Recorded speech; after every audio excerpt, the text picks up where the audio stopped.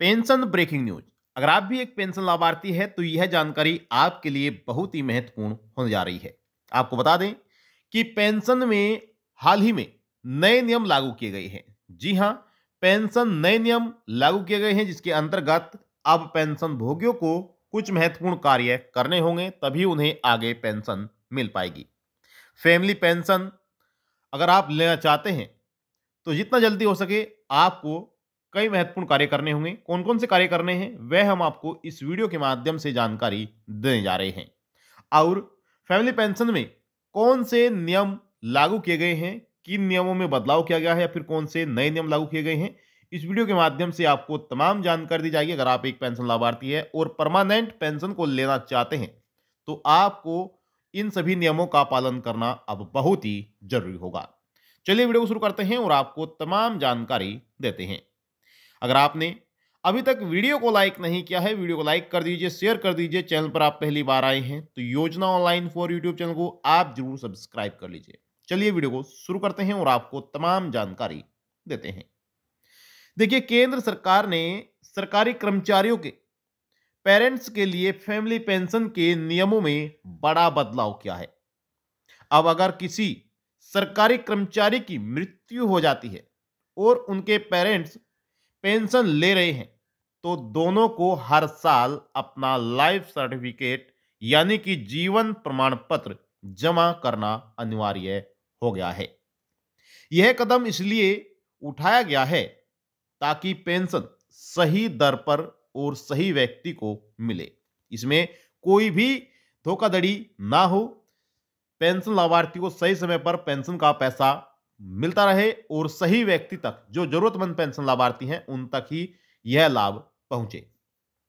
आपको बता दें कि पहले सरकार के पास यह चेक करने की कोई सही तरीका नहीं था कि दोनों पेरेंट्स जीवित हैं या फिर नहीं।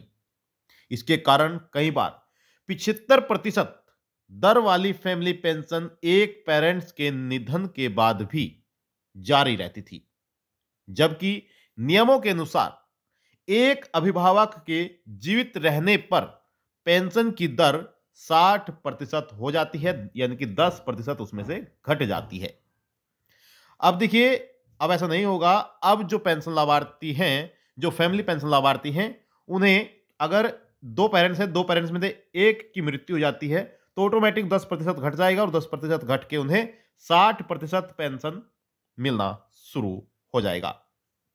अब देखिए क्या कहते हैं नए नियम, इसके बारे में भी जान लेते हैं। देखिए, अगर आपने वीडियो को लाइक नहीं किया है, वीडियो को लाइक कर दीजिए, शेयर कर दीजिए। चैनल पर आप पहली बार आए हैं तो योजना ऑनलाइन फॉर यूट्यूब चैनल को आप जरूर सब्सक्राइब कर लीजिए। अब नए नियम क्या है, जानिए। देखिए, वित्त मंत्रालय के अधीन पेंशन एवं पेंशन भोगी कल्याण विभाग ने यह साफ कर दिया है कि केंद्रीय सिविल सेवा नियम 2023 के तहत 2023 के तहत यदि मृत सरकारी कर्मचारी का न तो जीवन साथी है और न ही बच्चे, तो इसके पेरेंट्स को फैमिली पेंशन दिया जाएगा। और दोनों जीवित हों तो उन्हें 75% से, और यदि केवल एक जीवित है तो 60%। यानी कि अगर दोनों ही पेरेंट्स जीवित हैं तो उन्हें 75% पेंशन का लाभ मिलता रहेगा। जो भी आखिरी सैलरी होगी उसका 75% पेंशन का लाभ उन्हें मिलता रहेगा। और अगर एक जीवित है तो उन्हें 60% का लाभ मिलेगा। सरकार की तरफ से हाल ही में यह नियम बदले गए हैं, जिसमें एक तो यहां पर क्या करना होगा, अपना लाइफ सर्टिफिकेट दोनों को ही जमा करना होगा। ठीक है, अब दोनों पेरेंट्स को हर साल नवंबर में अपना जो पर्सनल लाइफ सर्टिफिकेट है वह जमा करना होगा। देखिए, 1 नवंबर से, हर साल 1 नवंबर से और 30 नवंबर तक जीवन प्रमाण पत्र जमा करना होता है। यहां पर बताया गया कि यदि किसी एक का निधन हो जाता है तो अगले साल केवल जीवित अभिभावक का सर्टिफिकेट देना होगा। यानी कि अगर एक की मृत्यु हो जाती है तो दूसरे का जीवन प्रमाण पत्र जमा करना होगा और पेंशन अपने आप 60% हो जाएगी। तो सरकार की तरफ से यह बहुत ही अच्छा नियम लागू किया है, जिससे कि सरकार को भी पता चलता रहे कि पेंशन किस प्रकार से दी जाए और कौन व्यक्ति जीवित है या फिर कौन व्यक्ति जीवित नहीं है, उसका सरकार आसानी से पता लगा सके और सही पेंशन लाभार्थी तक भी पेंशन पहुंच सके। काफी बार ऐसा होता है कि सही लाभार्थी को पेंशन का पैसा नहीं मिल पाता है, लेकिन अब ऐसा नहीं होगा। सही लाभार्थी तक पेंशन का पैसा पहुंचता रहेगा। बताया गया है कि यदि किसी कारण से लाइफ सर्टिफिकेट 30 नवंबर तक जमा नहीं किया जाता है तो दिसंबर से पेंशन पेमेंट रोक दिया जाएगा। सर्टिफिकेट जमा करने के बाद पेंशन दोबारा से शुरू हो जाएगी।